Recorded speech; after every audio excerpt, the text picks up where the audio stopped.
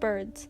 You see them every day, whether it be the geese flying over your head, the finches in your garden, or the chickens you raise on your farm. While you may not think much of them, they can affect you on a biological level.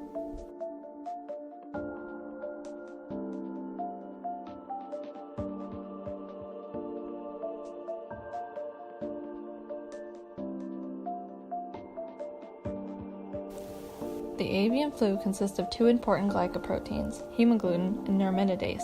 Hemagglutinin allows the virus to attach to sialic acid found in the host cell. This allows for entry of the virus.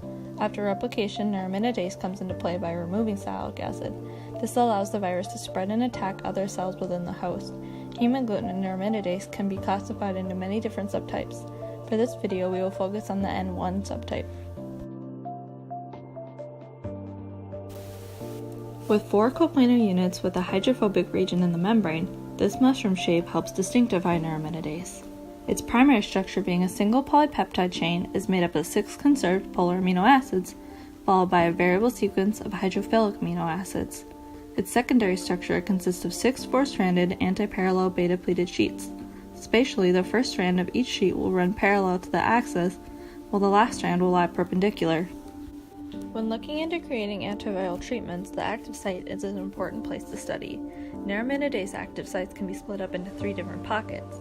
For example, pocket 2 is surrounded by specific side chains that can provide hydrophobic interactions with potential inhibitors.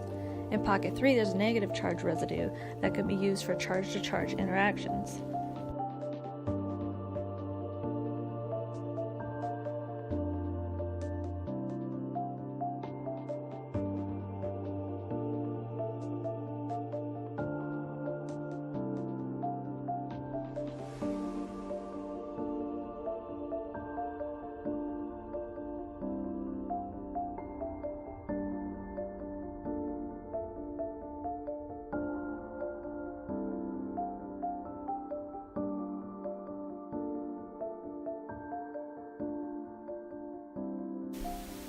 Doctors may use a couple different techniques to diagnose avian influenza.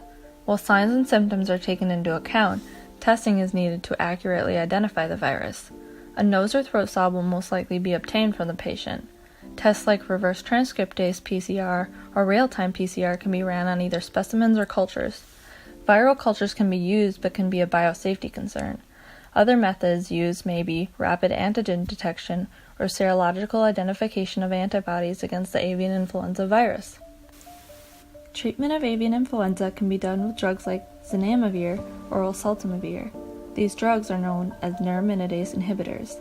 They will interfere with the release of new virions from the host cell. This stops the spread of infection. How they do this is by mimicking the substrate of the active site on neuraminidase, so that the virion's detachment is stopped. So if we slow the rate of replication of the new virus, then we can let our immune system have a better chance of attacking it.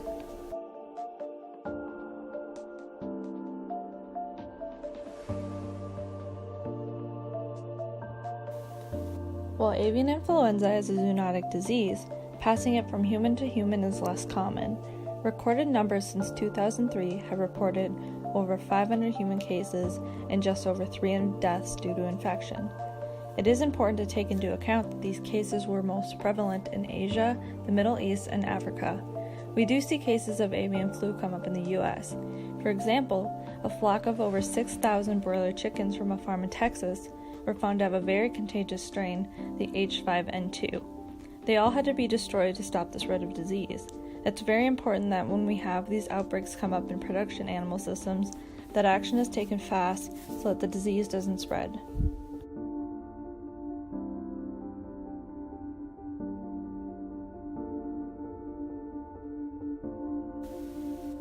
There are different steps or precautions you can take to keep yourself safe from the avian flu.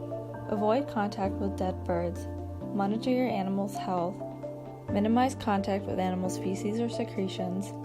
Wash hands and sterilize objects or areas where dead animals were in contact with. Cook animal products thoroughly.